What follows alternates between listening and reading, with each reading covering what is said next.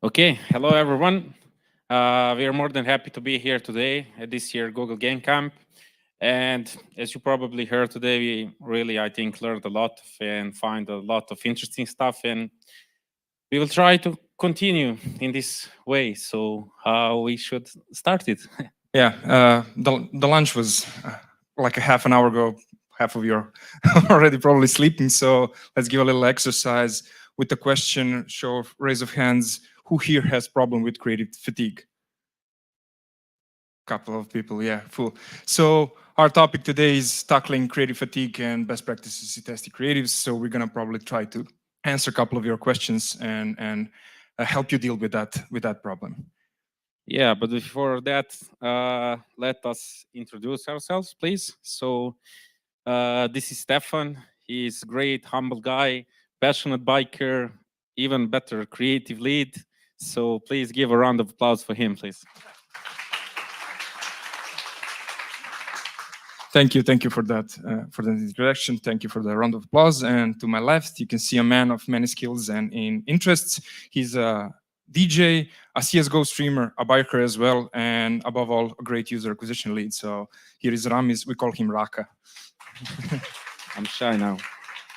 Okay, so yeah, we are coming from Two Desperados, self-dependent gaming studio based in Belgrade. We have two live titles called Voka Voka and Wireless Quest, and that game's kind of acquired for in their history like over 30 million downloads, and we are now over kind of 70, 80 people now. You can find 10 more in the crowd. Two Desperados are here.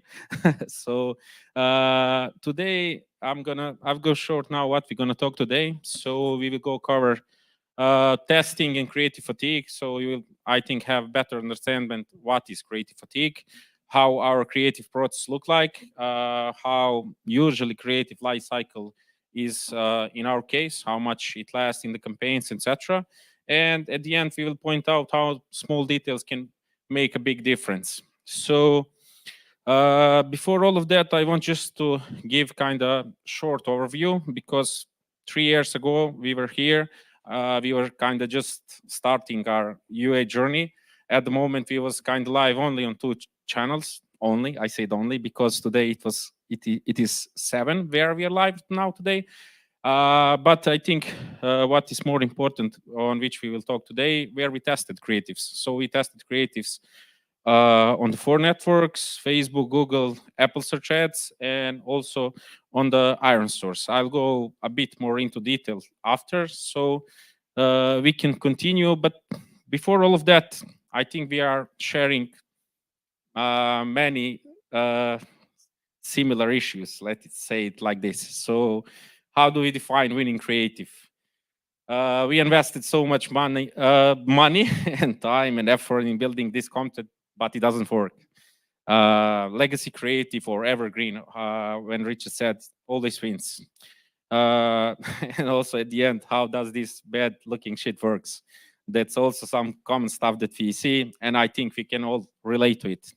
So in order to understand this, we need kind of to see what is creative fatigue, how we spot it, how we tackle it, how we track. So in our case, as you probably heard also the previous presentations, we follow the key metric, which is IPM. So here you can see, for example, the right example of some creative and their life cycle. So by the time, as you can see on the weeks, you can see the trends, how the IPM goes. For someone, if you don't know, IPM is how much installs you have per 1,000 impressions. So we follow that. We see, for example, as you can see on the last few weeks, that performance is declining, and we sit down. We need to talk. We need to see how we react, what we do, what is most common. We need to implement some new creatives. And before putting that new creatives in the campaign, they need to be tested. Because I think here it's a lot of companies who are smaller or bigger. You can do it testing on the two ways: organically, so you can do it on your social media. For example, you can post a video on your Facebook page, ask for opinion. You can do an internal survey. You can ask your company colleagues to see how they will react, how they what they comment, what they like, what they don't like. They will don't like maybe the color, or they will think that that ad is not representing your game. Or you can post your video, for example, and creative in the community groups. I think all of our games have some community groups, so you can share your video there, and you can see opinion. But more common way is to do it through the paid channels. In the most cases, depends where you advertise on. Usually people do testing on the ad networks, on the paid social media, for example, on TikTok, Facebook, Instagram only, depends where are you looking for your audience. Or you can do also a paid survey. It all depends. Now I'll go shortly to explain that four networks that we were testing and how we test today. So back then we was testing only on Facebook. And by the time when we started growing up, there was a need to test on another channels. So by the time we scaled Google, which became our, I don't know, #1 channel for user acquisition, so we needed to start testing there. So we did some tests there, and there was pros and cons. We had some different creative approaches that should work there, but the cons was the testing is lasting longer. For example, for the iron source, we had some testing that was kind of shorter term in the testing, but in the longer term, we ended up to testing only on Facebook. Well, like we to testing even today, and I'll give you now few reasons why. It's in the mostly short term, you can have good results, which you can apply to the other networks. For example, I don't know, we have did several tests, and we tried, for example, the creative that is working on the Facebook that have won the control one. We tested out after on the, of course, we did iteration to the landscape, portrait, etc. We tested on the another networks, and it showed that actually works good. Second reason is you don't need to spend so much money. On the Google, you might spend maybe several, maybe hundreds, I don't know, or maybe 1,000 or more. Here, you can spend from $50 to $200 daily, and you will have some decent result. But I need to mention this. This is really important, and I think it's really important for every game. You need to define your success criteria and what is your key metrics to follow. In our case, for our games, we have two key metrics that we follow up. It's IPM, as I mentioned, install per mile, and purchase. So in some cases, for example, we have a control one in the test, and we put 3 to 5, depends, and we do it usually once a week. So we have 3 to 5 new creatives that we want to test out, and we follow the IPM. If the IPM is higher, we say, okay, we have 1 or 2 new winning creatives, and it need to go now in the second test, which is in the live campaigns. And then after, I don't know, a few months, we decide, is that new maybe legacy creative? But what we recently discovered, because we are mostly, and I think most of you here are ROAS-driven companies, we are also taking care now which creative converts, because sometimes some creatives doesn't show initially good results, but it converts good. So it converts, some players are more attracted to it, and somehow it works better. So we give them a chance and proclaim them as a second best winning creative.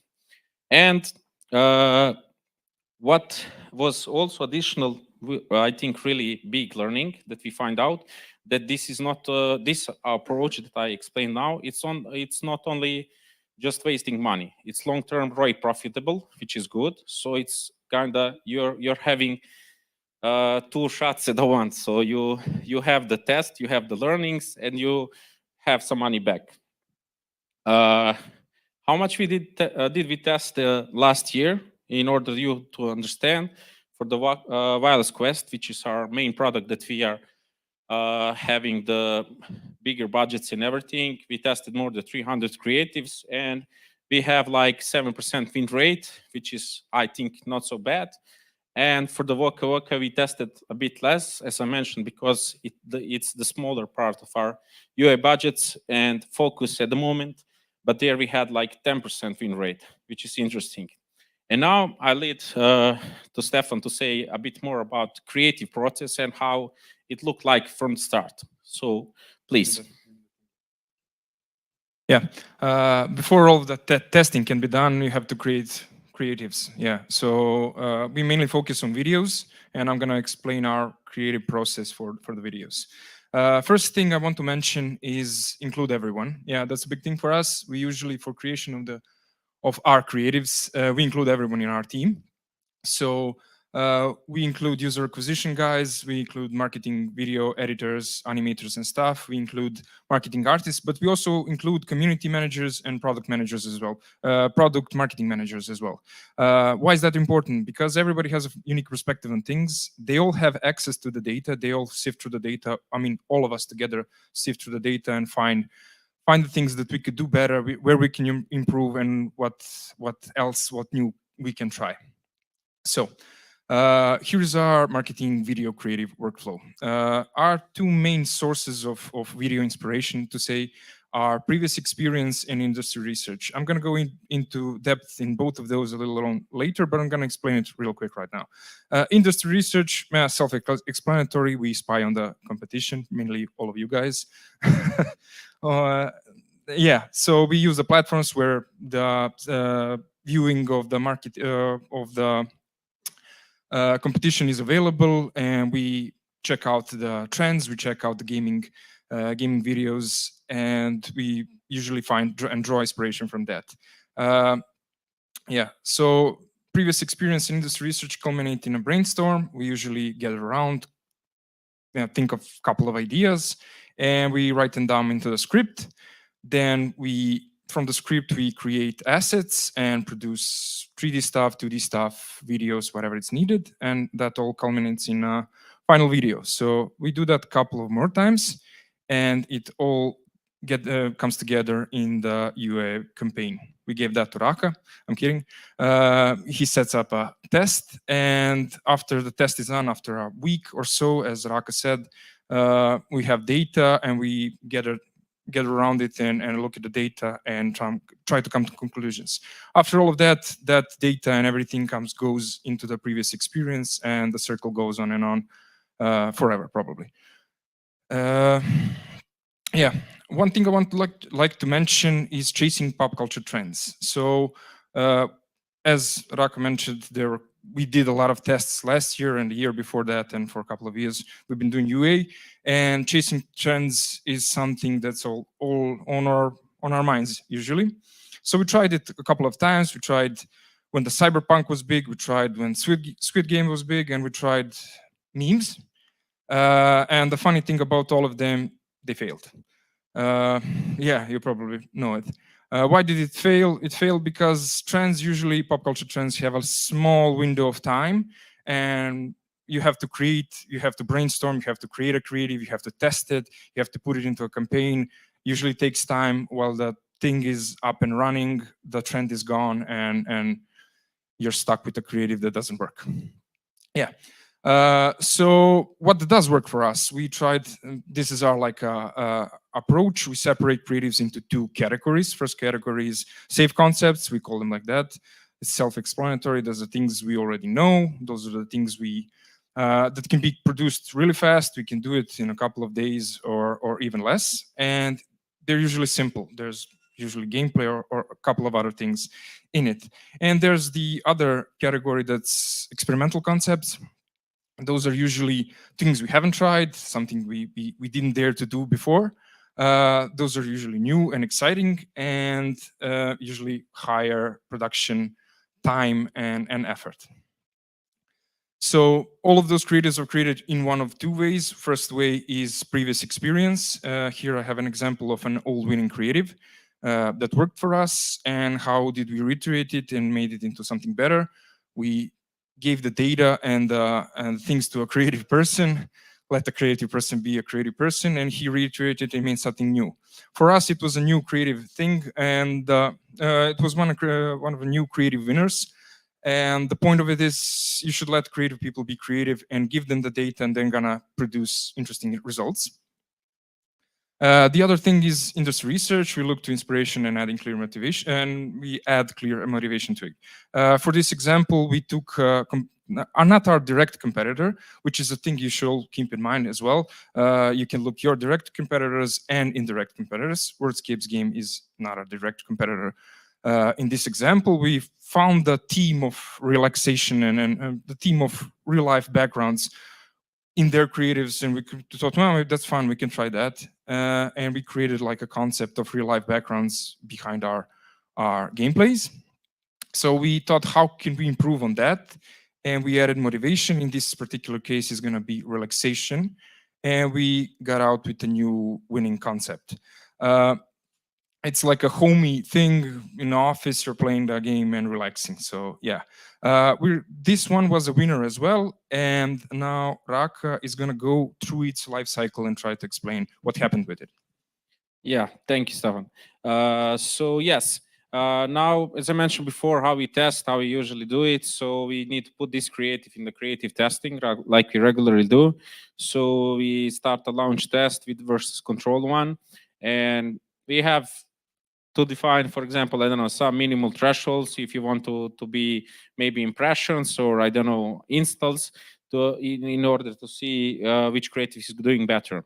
In this particular case, like Stefan explained how we got to this new creative, we put it in a test, and what we actually achieved is the 80% higher IPM and 37% lower CPI, which was for us huge stuff. But that is not the end. So that needs to continue every time, and we need to follow same that creative in the ongoing campaign. This is the particular result for this one. So as you saw, we got a new winning creative, but by the time it reached his or her peak around July, so we had this creative for a month. In our case, that worked really good. It all depends how much, for example, are you spending money, how much impressions you get. It all depends when creative fatigue will happen. For us, for this creative, it started happening around June and August, and then, of course, again, we decided to do something. So we decided to do some reiterations, and now I'll need your help. You can now have options to vote, because you will see at the first glance it's kind of completely similar creatives. I hope I will play all of them now. So we can start voting. For example, for this creative A, please raise your hand if you think that this first iteration was better. Someone, 2 persons, 3, 4. Okay. Okay, for the creative B, please raise your hand if you think that B is better. Okay, 5, 6, 10. Okay, and for the creative C, raise your hand. Oh, you're all hired, guys. Yeah, you guessed it right. I don't know how, so you can tell me later, but you guessed it right. So the C was the new winning one. If you look at it, the first, it looks almost completely the same, but here are the numbers. Why it doesn't switch? Oh, it switch. Okay, here's the example. So we put all these creatives in the similar test. We have the controlled ones, and we saw it's not so huge impact, but we still have improvement. So we had a 70% higher IPM and 32% lower CPI, which is still better. So it was good for us. It was good for us to do it on this way. And I let Stefan now to explain you a bit more about what was that small detail that was made the difference. Yeah, thank you. Yeah, as the title says, the devil is in the details, and pretty much a majority of you can guess what the details are. So I'm going to go over them and try to explain the things that worked for us and usually work for us when we reiterate and we reach creative fatigue. First thing is small changes, big impact. Yeah, as you saw in the creative from before, adding or augmenting gameplay, as we call it here, usually gives us great results and makes a huge impact. In the reiteration, it's simple. We just add a couple of VFX to the gameplay and make it more polished, more high budget product, whatever you want to call it. The other thing we usually try is an immersive eye-catching intro. where we add an intro from 2 to 3 seconds, but that intro usually needs to be something that draws you into the game and has some similarity to the theme of the game as well. And the other thing is add CTAs. You probably all tried it, adding a call to action at the top or at the bottom of the video usually brings the numbers up higher. The other small changes that make a big impact, trying different aspects and parts of the game. Here, for this example, we tried similar background, similar settings, similar everything, but the difference is in the paths, and that also makes a big difference for us because we are showing that our game is more dynamic and has more stuff in it. And one thing to keep in mind and consider when creating UA creatives, mastering and editing music and sound effects usually has a better result. When we took the control creative and gave it to our audio engineer guy, and he went over it and adjusted the levels and stuff like that, added new music and new SFX, we had up to 84 higher IPM on that. So that's a fun thing to keep in mind. Other things you can do, other things you can try, reiterate. Yeah. Here, for example, we have 4 creatives that are basically all the same. Same background, same gameplay, same visual effects, everything is the same. The only difference is the color of the background itself. And the fun thing in the testing was 3 of them failed and 1 was a winner. And the margins on them were quite high. The green one, for example, was much better than the 3 on the right. I mean, yeah, left. Last thing but not least, as some of people before us mentioned, trying new things and being open to testing new things. You shouldn't be afraid to try things, either if they're high production, mid production, or lower production. For our example, first video took us like 2 weeks. It's not that high of a production, but higher production. It has an intro, which is interesting, but usually something that doesn't work. It has a story-driven intro that doesn't work for us usually, but in this example, it did. The second one is like mid-production. It took like 2-3 days to finish, and it was also focused on the setting and on the motivation you're trying to get. And the last one, play for some reason, or it. Oh, it played already. It was real short and it was done in like half of a day. It's just simple gameplay, and all 3 of those worked. And my point here is you shouldn't be afraid to try new things and try out new concepts, no matter how much time, effort, or whatever it takes.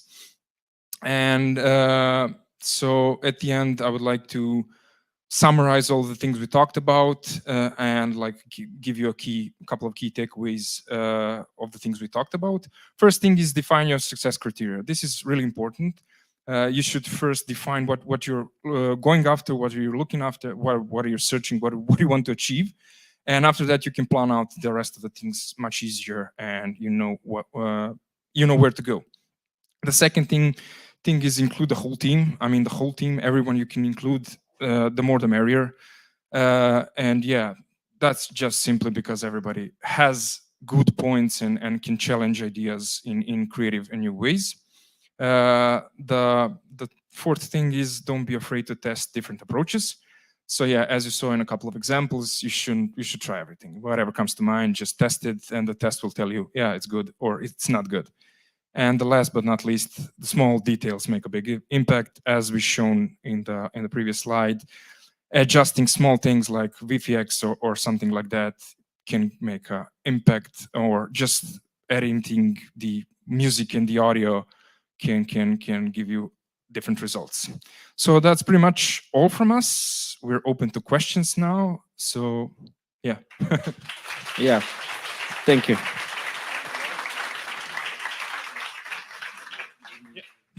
I think again we have time for 2 questions. Are there any questions? Oh, okay. Hey, thank you. I have a question regarding testing thresholds. How do you define which amount of impressions or installs you consider as enough to believe the data is statistically significant? For us, in our case, we have done several times defining thresholds. Firstly defined was 100 installs for each creative, but then during the iteration, since we did a lot of testing in the last few years, we saw that even after 50 installs, creative is reached, it's enough for us. And yeah, I forgot maybe to mention one thing which is crucial. I'm sorry for that. You need to test the same setup like you are doing the UA campaigns. So we are not testing, for example, on the Facebook mobile app install optimization, and we are running value or TROAS campaigns. So we test same settings, but one campaign we use for the UA and one we use for the testing. I hope that I answered your question. Yeah, and another question that you're testing on Facebook, and you can set up for different targeting, for example, female, male, and different placements.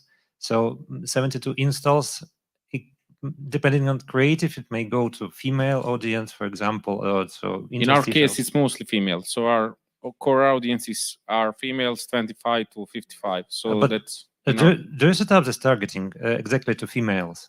Or what? No? Do you set up campaigns targeting only females or no? Yeah. Okay. Only females. Yeah. Okay. That's it. Thank you. You're welcome. I had a similar question on reliability of the data, because I see you are testing creatives with like last event in the pipeline in a purchase, and for some reasons I know Google machine learning needs 20 conversions to learn, and you only need 2.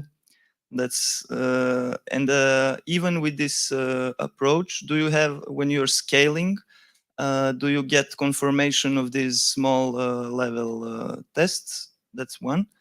And the second smaller question is just, how don't you get like copyright stuff with these Squid Game creatives?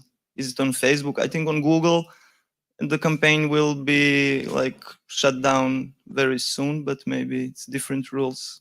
How did you have problems with this? I'll answer that second one first. So we don't use any, I don't know, copyright strike. We just maybe use, or we artists are doing, for example, in our way, are writing the everything. So they are like building, for example, for this meme video, also we made meme by ourselves that reminds like that. So for the presentation, we took those purposes. But for example, in our case, we was I don't know, drawing everything in order to be our own assets, so we could avoid that any types of the copyright strike.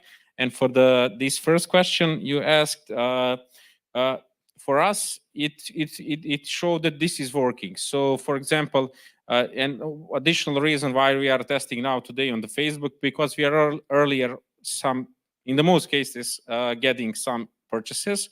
When we did several tests on the Google, we needed at least 5 to 10 more installs, 5 to 10 more times installs. So at least 500 to 1K installs per creative in order to have some converted users. So which was kind of too slow for us. We needed to have a test for 1 month to have a learning. And by doing this approach, and then of course we are continuing our test to our other networks, it shows us that, okay, that creative in the 95% of the cases is working also on the iResource or Google. So I hope that I answered you. Yeah, thank you. Welcome. Thank you very much, guys. Again, applause. And then let's invite Katrina from Gamehouse.